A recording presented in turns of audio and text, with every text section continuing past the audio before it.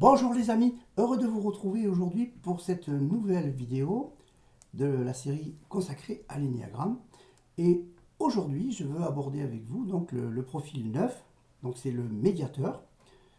Il y a bien 9 profils dans l'énéagramme et le profil 9, donc c'est celui du médiateur.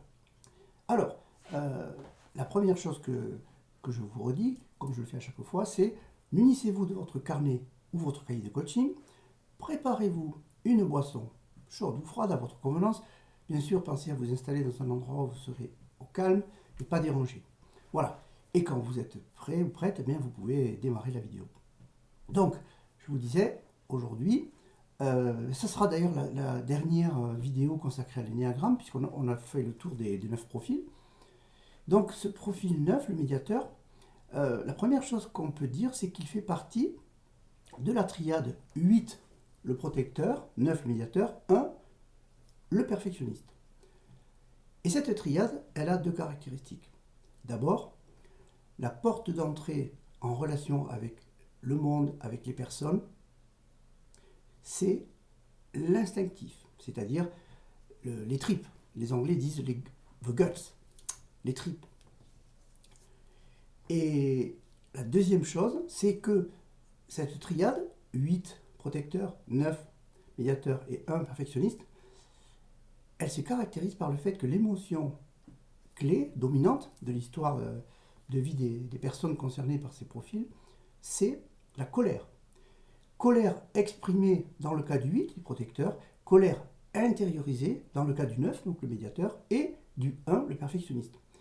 Donc c'est une grande différence, effectivement. D'un côté, une colère exprimée, le 8, et de l'autre, pour le 9 et le 1, une colère qui est intériorisée.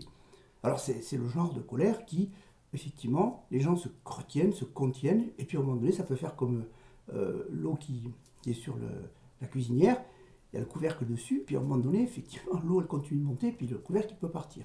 Donc c'est une colère très intériorisée qui ne s'exprime pas. Voilà, ça c'est la première chose. Alors j'en profite pour vous faire un petit rappel sur les autres triades, ça fait du bien de faire toujours des petites révisions. Donc la deuxième triade c'est 2, 3, 4. Cette triade-là, elle se caractérise par le fait que l'émotion dominante c'est la tristesse, et la porte d'entrée en relation avec le monde et avec les personnes, c'est l'émotion. Alors, le 2, je ne l'ai pas encore dit, c'est l'altruiste, le 3, c'est le battant, et le 4, c'est le romantique. Ces trois profils, donc, ont une porte d'entrée qui est celle de l'émotion, avec une émotion dominante dans leur histoire de vie qui est la tristesse. Par exemple, le profil 4, le romantique, c'est un profil qui peut vivre dans sa vie des épisodes dépressifs assez sévères. Peut faire même le grand 8 émotionnel. Je l'ai déjà dit dans d'autres vidéos. Un grand 8 émotionnel, c'est-à-dire que la même journée, un 4, un profil 4 romantique, donc, peut se sentir bien le matin et le soir complètement ratatiné à plat. C'est tout à fait possible. Et si vous avez d'ailleurs des journées comme ça, peut-être que vous avez le profil du romantique. C'est-à-dire que vous n'êtes pas du tout anormal, vous êtes au contraire tout à fait normal, entre guillemets, puisque c'est votre profil. Donc le profil qui peut, le grand 8 émotionnel, comme dans les fêtes foraines, voilà, ceux qui, qui sont montés sur le grand 8, ils savent très bien ce que je veux dire. Voilà, pour cette triade. Et la dernière triade, 5, 6 et 7, donc c'est la triade, le 5, donc l'observateur, le 6, le loyal, ou loyaliste, et le 7, l'épicurien.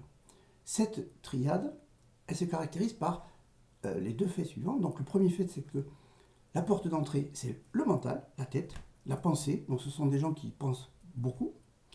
Et la deuxième caractéristique, le deuxième fait, c'est que l'émotion dominante, c'est la peur. Donc si vous avez un mental hyperactif et que votre émotion la plus courante, c'est la peur, qui peut aller jusqu'à la phobie dans certains cas, notamment pour le 6, eh bien, il y a des chances que vous ayez un de ces trois profils. Le 5, observateur, le 6, loyaliste, ou le 7, épicurien. C'est pour ça que je dis souvent, très souvent même, que l'énéagramme c'est un outil fabuleux. Pour cette raison-là, c'est il fait comme ça des croisements de données qui sont essentielles dans la vie des gens.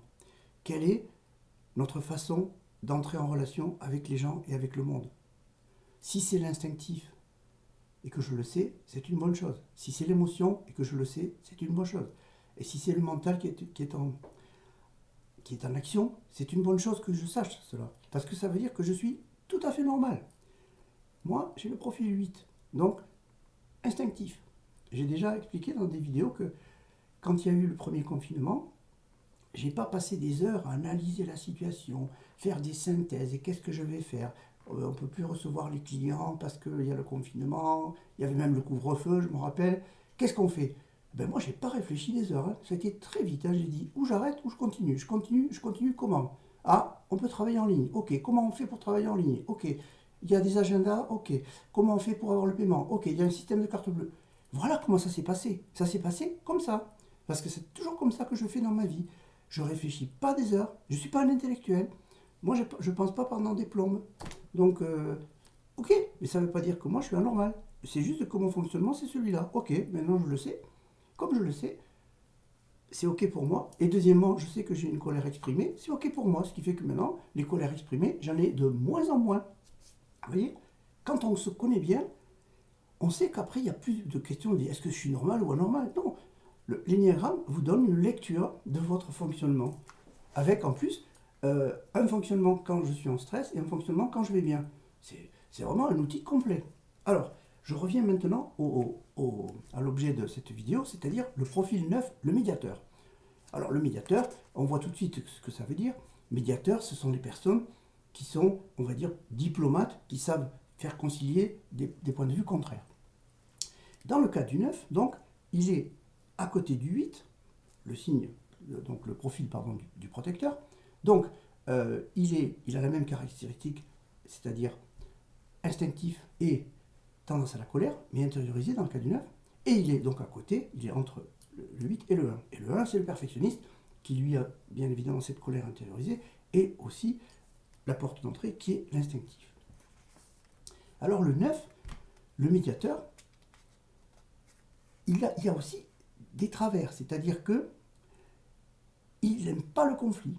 Donc, quand deux personnes se disputent et qu'il est au milieu, il n'est pas très à l'aise. Par exemple, quand il était petit garçon, petite fille, par exemple, il a vécu une situation familiale tendue. Le père qui disait blanc, la mère qui disait violet, et lui, il ne savait pas dire ni blanc ni violet. Donc du coup, lui, il disait rien, aucune couleur. Moi, je veux que papa et maman ils s'entendent. Ce que je veux, c'est la paix des ménages. Sauf que quand il y a un conflit, eh ben, il a tendance à se mettre un peu sous le tapis, pas prendre parti. Il veut se fâcher ni avec papa ni avec maman. Alors après, ça peut être une qualité. La diplomatie, c'est une qualité exceptionnelle. Les gens qui sont diplomates, ils arrivent à faire effectivement concilier les contraires. Mais c'est pas toujours le cas pour le 9. Des fois, il les laisse un peu s'étriper et puis lui, en tout cas, il prend pas position. Et ça, c'est embêtant parce que pas prendre position, c'est embêtant. Il faut quand même, même si je suis diplomate de métier, il faut quand même qu'en j'ai une position. Faire concilier les contraires, ok, mais quelle est ma position à moi?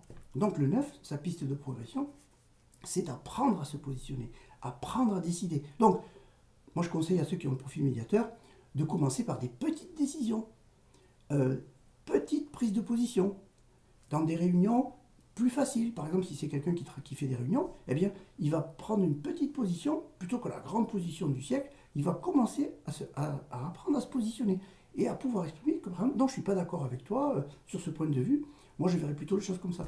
Il faut qu'il se positionne, parce que sinon, il va rester à regarder les gens qui ont des idées contraires. Et médiateur, il a la capacité justement de faire concilier les contraires, mais à mon avis, il y arrive plus facilement quand il est capable lui-même de se positionner et qu'il a une opinion. Et cette opinion, il va par exemple la faire partager à ceux qui sont dans l'opinion contraire. Il va essayer de trouver une troisième voie, par exemple, une troisième solution. Voilà. Et donc, un des défauts encore qu'on peut pointer pour le profil 9, le médiateur, c'est la procrastination. La narcotisation, même, c'est le nom que j'ai vu dans certains ouvrages. Narcotiser, voilà. En tout cas, c'est un peu cette idée d'éviter l'action, d'éviter la décision, je me mets en retrait. Il y a un peu cette attitude-là de oh là là, je m'avance pas trop parce que je ne sais pas ce qui va me tomber sur la figure. Alors, entre le 8 et le 1, donc, voilà la position. Mais ce qui est intéressant aussi, c'est de voir sur le diagramme de l'énéagramme, donc, ce cercle, de voir qu'il y a des directions. Et le 9, il va vers le 3 et vers le 6, puisque dans l'énéagramme, ça fait un triangle. 9, le 3 et le 6. Et donc il va vers le 3. Alors le 3, vous voyez qu'il change de triade. Le 3, c'est le battant. Donc le battant, c'est un peu un profil, entre guillemets, contraire à ce qu'il est, puisque lui, il se met en retrait, il ne décide pas, etc. Le 3, c'est le fonceur, c'est celui qui déteste les réunions qui s'éternisent. C'est le profil du commercial, le profil de la personne qui a besoin de performer, d'avoir des résultats, du succès, etc. etc. Donc, avec donc une porte d'entrée qui est l'émotion et une émotion qui peut être la tristesse. Donc vous voyez, il va chercher cette énergie-là, ça va lui faire du bien, parce que c'est une énergie d'action. Lui qui est plutôt dans l'inaction, l'énergie du 3 va lui permettre d'agir. Le 6, c'est l'énergie de la vigilance. Le doute aussi, mais c'est l'énergie de la vigilance, c'est-à-dire une grande capacité de comprendre les situations. Le 6, c'est vraiment quelqu'un qui peut scanner un environnement, une situation, une ambiance. Il a comme des antennes sur la tête, il est extrêmement sensible à ce qui se passe. Donc il a comme une hypervigilance cérébrale. En plus, le 6, il est dans la sphère du mental. Encore une autre triade à laquelle le 9 peut accéder, donc la triade du mental. Donc vous voyez, il peut jouer aussi sur ça. Et donc, comme je dis souvent, ce qui est génial avec l'énéagramme, c'est qu'on a un profil, ok, mais on est en interaction avec 4 autres profils. Les 2 qui sont à côté, qu'on appelle L ou contact dans certains ouvrages, et il a les directions. Donc là, dans le cas du 9, le 3 et le 6. Ça vous fait une configuration de personnalité d'une richesse extraordinaire. Avec, je vous disais, la lecture de vos travers, mais aussi de vos points forts. La médiation, la capacité de concilier les contraires, c'est un point très intéressant, très fort. C'est la capacité de diplomatie. Par contre, le fait de retarder la décision, de procrastiner, de retarder, ça, c'est le travers que va avoir le 9. Donc là-dessus, eh bien, il faut des correctifs. Quand il y a, entre guillemets, un problème, eh bien, il faut trouver des solutions. Il y a, pour chaque profil de l'énéagramme, il y a ceux qui marchent moins bien et ceux qui marchent mieux. Donc, dès que vous vous mettez en action, quel que soit le profil d'ailleurs, je le dis toujours à mes clients, mettez-vous en action, la plus petite soit-elle, et vous allez casser le processus de procrastination, de peur de l'échec, tous ces trucs-là. On sait très bien que l'échec, bien sûr que le mot échec peut exister, ok, mais ce qui compte c'est je me relève, je rebondis, et c'est comme quand j'apprends à marcher, je me remets debout et je continue. Ok, ça n'a pas marché, mais j'y vais. Et dans le cas du 9, plus petite décision, ça sera toujours la bonne chose. Donc, lui, quand il n'est pas dans la procrastination, il est capable, quand il est à son meilleur, on va dire, quand il est à son meilleur, il est capable de faire l'action juste, la bonne action. C'est celui qui a ce privilège dans les 9 profils.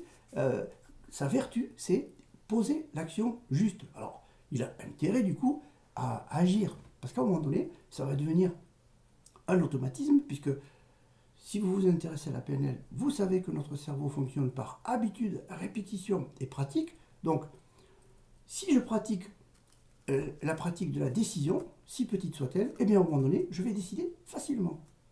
Je vais habituer mon cerveau à prendre des décisions et à les transformer en action. Je vais créer un chemin de neurones dans ma tête qui est le chemin de la prise de décision et l'action qui suit derrière. C'est assez simple finalement. Utilisez le potentiel de votre cerveau, il vous permet ça. Si vous répétez les choses, vous y arriverez. Pas d'action, pas de résultat, comme j'ai souvent dit dans des articles ou des vidéos. Alors, au point où on en est, vous voyez que pour ce qui est du 9, sa piste de progression, c'est comme un grand boulevard. Voilà ce que je voulais partager avec vous sur ce profil, dans les grandes lignes. Alors, il y a des ouvrages sur l'énéagramme. il y a des conférences que vous pouvez voir. Moi, en tout cas, dans ma pratique, j'utilise l'énéagramme systématiquement au début d'un coaching. Par exemple, quelqu'un qui prend un forfait, eh bien, la première séance sera dédiée à l'énéagramme et au profil de la personne. On va échanger autour de ça pour que la personne puisse conscientiser, le client avec qui je travaille, puisse conscientiser quel est son mode opératoire, quelle est sa porte d'entrée, effectivement, comment il entre en relation avec les gens et les situations, quelle est son émotion, qu'est-ce qu'il a connu dans sa petite enfance, parce qu'effectivement, l'énéagramme, c'est dans la petite enfance que les choses se mettent en place. Dans le cas du 9, eh bien, je prenais l'exemple tout à l'heure par exemple, d'une famille conflictuelle, eh bien, l'enfant avait du mal à prendre parti pour papa ou pour maman. Et donc, voilà, c'est de là que vient cette difficulté d'agir et de décider.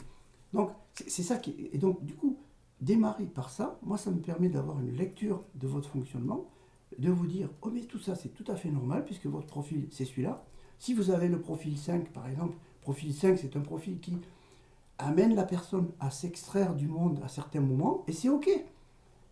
Si vous le savez, c'est OK. Donc les gens qui connaissent l'énéagramme, ils savent que vous avez ce profil-là, et que c'est OK pour vous, à un moment donné, il faut vous mettre en retrait. Pas forcément 200 ans, mais ça peut être juste 5 minutes, 1 heure, mais vous avez besoin de vous mettre en retrait. Quand vous savez ça, mais ça vous fait un boulevard de connaissances déjà.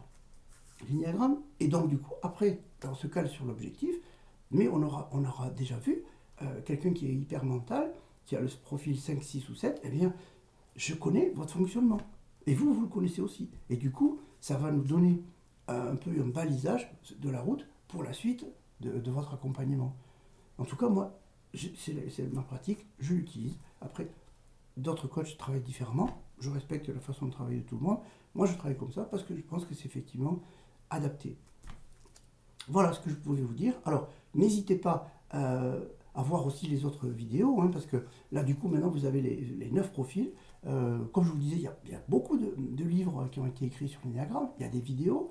Il y en a pas mal. Bon, il y a plusieurs approches de l'énéagramme. Ça, je préfère vous le dire. Moi, je sais que je suis plus branché sur ce qu'on appelle la tradition orale de l'énéagramme. Donc, c'est l'école d'Hélène Palmer, qui a été un peu la personne, figure de proue aux États-Unis. Voilà. Donc, ici, il y a des gens qui incarnent cette école. Voilà. Donc, après, vous ferez votre propre opinion. Mais voilà, en tout cas, ma façon d'aborder l'énéagramme. Maintenant, vous l'avez vu, comment j'ai pu présenter ces 9 profils. Voilà, je vous dis à bientôt pour une autre série. Et je vous dis une belle journée. Ciao!